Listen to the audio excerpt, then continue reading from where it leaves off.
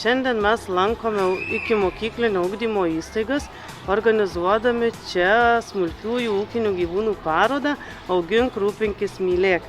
Tai yra vienas iš šviečiamosios gyvulininkystės programos organizuojamų renginių.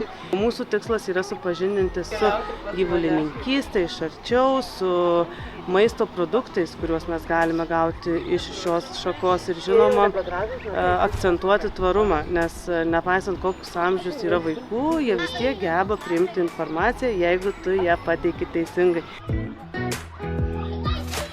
Šis projektas ne tik padeda vaikams pažinti, susipažinti, bet, sakyčiau, net ir mokytojams yra įdomu sužinoti kažką naujo ir daugiau patirti.